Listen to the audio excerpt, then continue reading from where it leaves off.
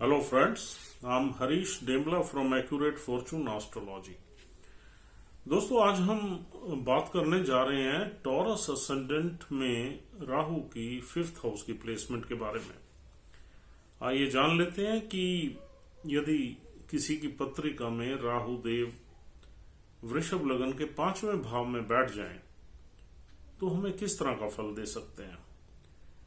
देखिए दोस्तों, taurus ascendant में 5वें घर में 6 नंबर राशि है जो बुध देव की है, और राहु और बुध देव की जो एनर्जीज हैं, दीज आर कंपैटिबल एनर्जीज। यहां राहु काफी अच्छे फल दे सकते हैं अगर बुध देव की प्लेसमेंट कहीं अच्छी हो चार्ट में, और राहु जिस नक्षत्र में बैठे हुए हैं उस नक्षत्र के लॉर्ड की भी प्लेसमेंट अच्छी हो। अगर शुक्र देव की प्लेसमेंट भी अच्छी है तो ये आइसिंग ऑन द केक, यानी कि सोने पे सुहागा हो जाएगा और राहु देव यहां बहुत अच्छे रिजल्ट्स देंगे। लेकिन राहु एक मैलेफिक एनर्जी है, ये हमें नहीं भूलना चाहिए, और फिर कुछ ना कुछ राहु के बुरे प्रभाव भी यहां मिलते हैं। देखिए, 5वां घर एक ऑस्पिशियस हाउस है, यानी कि त्रिकोण हाउस है किसी भी चार्ट में, और 6 नंबर राशि हमारी एनालिसिस की राशि है, ब्रेन की राशि है, क्रिटिकल एनालिसिस की राशि है। बुध देव इसके मालिक हैं, और बुध देव और राहु देव में घनिष्ठ मित्रता है। अगर बुध और राहु का मेल हो जाए तो ये इंसान को हाई टेक में ले जाता है, यानी कि हायर टेक्नोलॉजी में ले जाता है। जितनी भी हमारी एनालिटिक्स से रिलेटेड एजुकेशंस हैं, चाहे वो आईटी हो, सॉफ्टवेयर हो, लैंग्वेजेस हो, या डाटा एनालिसिस हो, या स्टैटिस्टिक्स हो, या कैलकुलेशंस हो, या जितने भी कॉम्प्लिकेटेड हमारे मैथमेटिकल कैलकुलेशंस हैं या अकाउंट्स है, इसका संबंध मरकरी से है। जब राहु इसमें बैठ जाता है तो राहु इसमें एक फ्लेवर दे देता है, वो फ्लेवर है ऑनलाइन फ्लेवर, और ज्यादातर बहुत ही हाई टेक्नोलॉजी की जो एक्टिविटीज हैं, जो वर्क प्रोफाइल है, उसमें राहु और मरकरी का जो कंजंक्शन है, या एक दूसरे के हाउस में बैठना या नक्षत्र में बैठना, is considered very auspicious, very good, और ये अच्छे गुड रिजल्ट्स देता है। ये आदमी को एक प्रोफेशनल जो है कैरियर में बहुत अच्छा राइज देता है। दूसरा, 5वां घर किसका? हमारे करेज का है, सेल्फ क्रिएटिव एक्सप्रेशन का। यहाँ आदमी बहुत ही बोल्ड हो जाता है, बहुत ही यानी कि डिटरमाइंड हो जाता है, करेजियस हो जाता है, क्योंकि ये 5वें घर जो है, ये घर का तो भाव आता ही आता है। फिर 6 नंबर राशि जो है हमारी बुध देव की राशि है, बुध का भी भाव आता है, तो आदमी बोलने में बहुत बोल्ड होगा, उसकी जो प्रेजेंटेशंस होगी वो काफी इन्फ्लुएंसिंग होगी। अगर सामने वाले के सामने कोई अपनी टेक्निकल या प्रोफेशनल प्रेजेंटेशन दे दे ऐसा आदमी, तो बिजनेस वहां से लेके ही आता है। इस तरीके का ये योग है या प्लेसमेंट है इस तरीके की।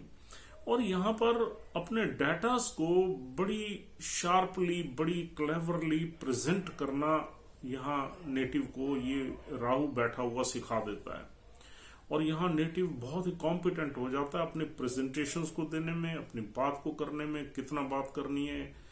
यहाँ पर एक देखिए, 6 नंबर राशि जो है वो एक अर्थ साइन है, और राहु एरी प्लैनेट है। यहाँ एक बैलेंस चलता है, यानी कि आदमी कुछ प्रैक्टिकल हवाई बातें करता है, प्रैक्टिकल हवाई बातें, यानी कि जो हवाई बातें वो करेगा उसमें उसकी बड़ी प्रैक्टिकल अप्रोच होगी, और सामने वाले को ऐसा लगेगा कि यार ये हो सकता है, दिस कैन हैपन।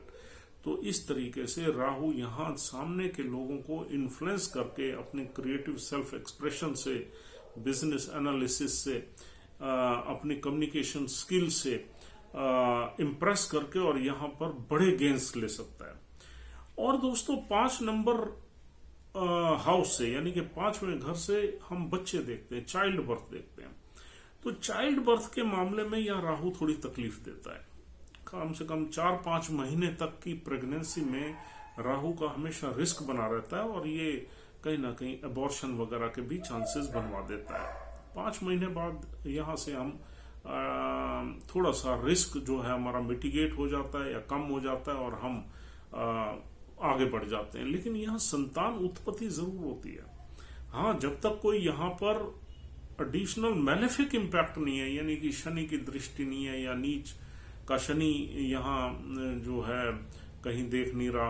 अब नीच का शनि तो कहाँ, उसकी नजर तो पड़ेगी नहीं, क्योंकि 3 नंबर राशि पे उसकी नजर पड़ेगी।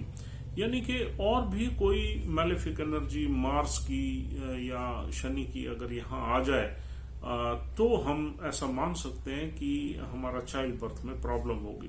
नहीं तो यहाँ पर राहु जब बच्चों के घर में बैठ जाता है तो इंसान की ये भी इच्छा रहती है कि मेरे बच्चे कम से कम 3-4 होने चाहिए, यानी कि 2 से ज्यादा होने चाहिए, और इस तरीके से उसकी फीलिंग रहती है और यानी कि ऑब्सेशन रहती है बच्चों को पैदा करने की। और दोस्तों, ये घर हमारे लव लाइफ का है, तो राहु यहाँ पर हमें सेटिस्फैक्शन नहीं देता लव लाइफ में। Rahu is such A planet which don't have it's lower part, तो यहाँ पर डिससेटिस्फाइड बंदा रहता है और लव लाइफ में नॉर्मली यहाँ पर हमें ब्रेक्स ही मिलते हैं। अगर वो एक लव लाइफ में जाता है वहां पर फिर उसको छोड़ के दूसरे में, तीसरे में, तो यहाँ पर वो काफी, यहाँ पर जो लव अफेयर्स होते हैं उसका हमारे दिल से ज्यादा लेना देना नहीं होता, क्योंकि ये 6 नंबर राशि है, ब्रेन की राशि है, एनालिटिक्स की राशि है। यहाँ पर हमारी बड़े प्लान्ड वे में अफेयर्स होते हैं। जिस अच्छे हम किसी भी स्पाउस को देखते हैं, पार्टनर को देखते हैं, तो हम अपना ब्रेन अप्लाई करते हैं और हम उसे फैसिनेट करके, इम्प्रेस करके, इन्फ्लुएंस करके और उससे एक रोमांटिक अफेयर चला लेते हैं। लेकिन यहाँ पर माइंड हमेशा एक्टिव रहता है, because this is not a rashi of emotions, this is a rashi of our brain. चाहे हम घर हमारा ठीक है, 5वां घर है, लेकिन राशि तो यहाँ पर 6 नंबर पड़ी हुई है और 6 नंबर राशि बड़ी क्रिटिकल राशि है। यहाँ पर यानी कि कोई भी किसी में कमी हो या कोई भी किसी को पॉइंट आउट करनी हो चीज तो इजीली हो जाती है, क्योंकि एक तो राहु है, बड़ा क्लेवरली उसको पॉइंट आउट कर देता है, और फिर ये क्रिटिसिज्म की ही राशि है। तो यहाँ पर हमारे बड़े प्लान्ड अफेयर्स चलते हैं। उसमें जब तक हम ये नहीं देखते कि हमारा इसमें सेल्फ इंटरेस्ट कितना है, मोटिव कितना है हमारा, या हमारा बेनिफिट कितना है, तब तक हम लव लाइफ में नहीं जाते, और चले भी जाते हैं तो फिर छोड़ देते हैं। तो यहाँ पर लव अफेयर्स के चक्कर में या लव लाइफ के चक्कर में ये कोई बहुत अमेजिंग प्लेसमेंट नहीं है। यहाँ से आदमी क्लेवरली अपने पार्टनर को चीट भी कर सकता है।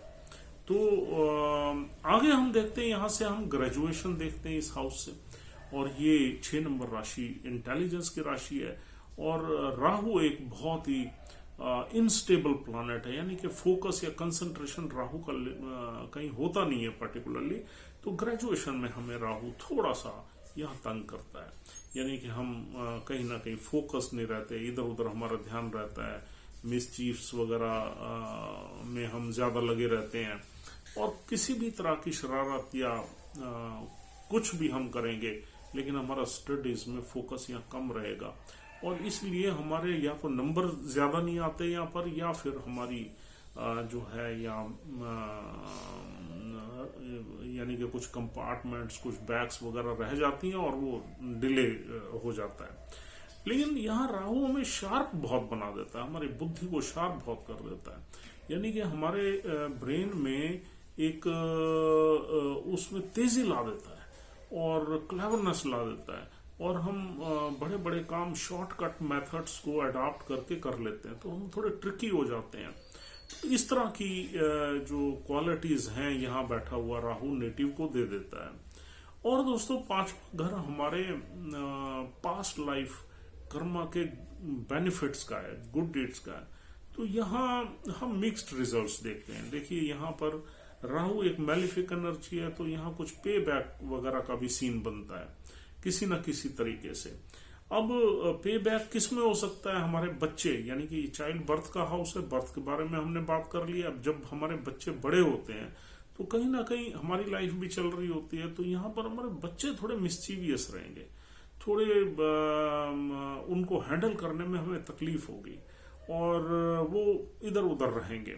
हाँ, उनका दिमाग बड़ा तेज होगा, शार्प होगा, क्योंकि यहाँ बुध की एनर्जी भी है और सूर्य का घर है और राहु की प्रेजेंस है। वो बहुत ही एक्सट्रोवर्ट होंगे, बहुत ही मिस्चीवियस, अपनी चीजों को, अपनी बातों को आपके ऊपर ला देंगे, और जब वो बड़े हो जाएंगे तो आपकी बात नहीं मानेंगे। वो उनकी एक इंडिपेंडेंट सोच होगी, इंडिपेंडेंट थिंकिंग होगी, और कहीं ना कहीं वो वेस्टर्न या अदर वर्ड से इन्फ्लुएंस्ड होंगे। यानी कि आपका एक ट्रेडिशन है, उस ट्रेडिशन के अलावा किसी भी ट्रेडिशन से वो इन्फ्लुएंस्ड होंगे, और वो यानी कि आपकी पहुंच से बाहर हो जाएंगे, इंडिपेंडेंट हो जाएंगे। तो वो एक तकलीफ दे वाला सीन बनता है, उसको आप पे बैक भी कह सकते हैं। कुछ प्रेगनेंसी में भी आपको कुछ प्रॉब्लम्स रह सकती हैं, अगर राहु में कोई मैलेफिक इफेक्ट हो तो वो भी एक पे बैक वाला सीन यहाँ बनता है। और दोस्तों, पांचवें घर से हम क्या देखते हैं? पांचवें घर से हम कुछ क्रिएटिव एक्टिविटीज देखते हैं। तो Rahu is master of creative art, creativity. तो यहाँ पर आप क्रिएटिविटी में आगे बढ़ सकते हैं, और कहीं ना कहीं अपने ब्रेन को यूज करके आप अपनी क्रिएटिव आर्ट को डेवलप कर सकते हैं। पांचवा घर बहुत ही ऑस्पिशियस घर है, त्रिकोण घर है। यहाँ से हम स्पेकुलेटिव एक्टिविटीज भी देखते हैं। स्पेकुलेटिव एक्टिविटीज में दोस्तों यहाँ पर राहु आपको फायदे तो करवा सकता है, अगर यहाँ पर बुध की प्लेसमेंट बहुत ही अच्छी है।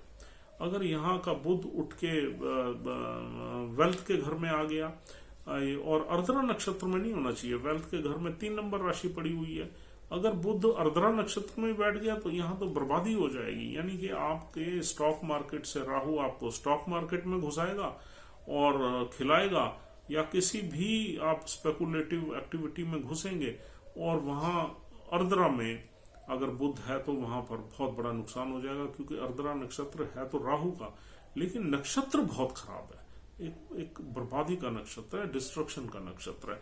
तो इसलिए अर्द्रा को छोड़ के अगर बुध देव धन भाव में किसी अच्छे नक्षत्र में बैठे हुए हैं तो ये राहु आपको यहाँ पर गेंस करवा सकता है। या बुध देव की प्लेसमेंट कहीं आपके भाग्य में है, या प्रोफेशन में है, या 4th हाउस में है, तो भी यहाँ पर आपको स्टॉक मार्केट से गेंस हो सकते हैं। देखो दोस्तों, स्टॉक मार्केट से गेंस लेने के लिए आपने सूर्य की भी जरूर पोजीशन देखनी है और शुक्र की भी देखनी है। सूर्य भी अच्छा होना चाहिए, क्योंकि काल पुरुष कुंडली में सूर्य है इस घर का मालिक। सूर्य जो है वो वेल प्लेस्ड होना चाहिए, तभी आपको स्टॉक मार्केट में गेंस मिलेंगे और आप आगे बढ़ सकते हैं। अदरवाइज राहु गैम्बलिंग में तो आपको घुसा ही देंगे। और यहाँ पर देखो, जो इंसान की पर्सनालिटी होगी बड़ी बोल्ड होगी, बड़ी क्लेवर पर्सनालिटी होगी, बड़ी इन्फ्लुएंसिंग होगी, और इंसान बातें करने में बहुत ही माहिर होगा और इम्प्रेस करने में किसी को बहुत ही माहिर होगा। लोग उसकी तरफ अट्रैक्टेड रहेंगे, उसमें नॉलेज भी होगी, और कहीं ना कहीं शो ऑफ के लिए उसका एक ऑरा भी होगा। तो इस तरह की यहाँ पर राहु आपको रिजल्ट्स देगा। अब दोस्तों, पांचवें घर से और हम क्या देखते हैं? सिनेमा देखते हैं। क्रिएटिव आर्ट के अलावा हम सिनेमा वगैरह देखते हैं। तो यहाँ अगर और प्लैनेट्स जो कनेक्टिंग प्लैनेट्स हैं, यानी कि डिस्पोजिटर जो मरकरी है या शुक्र है, अगर अच्छा पड़ा हुआ है तो डेफिनेटली यहाँ आप कहीं ना कहीं क्रिएटिविटी की तरफ जा सकते हैं, किसी भी मीडिया से या सिनेमा से जुड़ सकते हैं। अब दोस्तों, देखते हैं कि राहु को यहाँ नक्षत्र कौन से मिलते हैं। यहाँ पर पहला नक्षत्र है उत्तराषाढ़ा नक्षत्र। उत्तराषाढ़ा नक्षत्र सूर्य देव का नक्षत्र है, और इसके 3 चरण यहाँ है, दूसरा, तीसरा और चौथा चरण। उत्तराषाढ़ा में अगर राहु देव बैठे हुए हैं तो कोई दिक्कत नहीं है, आप सिर्फ सूर्य की प्लेसमेंट देख लीजिए। सूर्य बुध के साथ साथ सूर्य देव की प्लेसमेंट अच्छी होनी चाहिए, only then Rahu will give large number of blessings here. और दूसरा नक्षत्र यहाँ मिलता है दोस्तों, जिसके चारों ही चरण मिलते हैं, हस्ता नक्षत्र। हस्ता नक्षत्र मून का नक्षत्र है। अगर मून की प्लेसमेंट बहुत ही अच्छी है आपके चार्ट में, तो भी यहाँ स्पेकुलेटिव मार्केट से गेंस भी ले सकते हैं, और यहाँ के ज्यादातर रिजल्ट्स आपको अच्छे मिलेंगे। अगर मून कहीं 12वें घर में पड़ा गया तो यही राहु आपको एडिक्शन की तरफ भी ले जा सकता है। अगर मून कहीं 8वें में पड़ गया तो आप कहीं ना कहीं हिडन एक्टिविटीज में कर सकते हो, हिडन अफेयर्स वगैरह में घुस सकते हो। तो moon will influence Rahu to give the results as per moon placement. अगर मून के नक्षत्र में राहु बैठा हुआ है, अब constellation is just like a house जिसमें ये राहु बैठेगा। और तीसरा नक्षत्र यहाँ मिलेगा आपको चित्रा नक्षत्र। चित्रा नक्षत्र भी एक जो है क्रिएटिव आर्ट का नक्षत्र है, पर्ल का नक्षत्र है और ब्यूटी का नक्षत्र है। चित्रा नक्षत्र में भी अगर राहु यहाँ बैठ गए तो आपको मंगल की प्लेसमेंट देखनी पड़ेगी। मंगल की प्लेसमेंट अगर आपके चार्ट में बहुत अच्छी है तो यहाँ राहु अच्छे ही रिजल्ट्स देंगे, ऐसा मान लेना चाहिए हमें।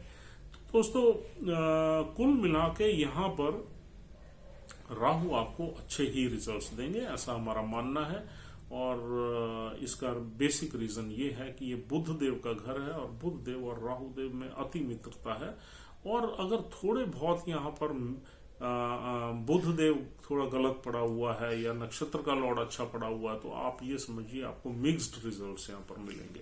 तो दोस्तों I think you have understood the in depth outcome of this placement of Rahu. अगर आपको हमारी ये वीडियो अच्छी लगी है तो आप हमारा चैनल सब्सक्राइब जरूर करिए। और अदरवाइज फिर हम कल आपको एक राहु की अगली प्लेसमेंट के बारे में बताएंगे। And till then I will see के good bye from you and wish you a very good day, good time. Enjoy your life with the blessings of God. Thank you very much.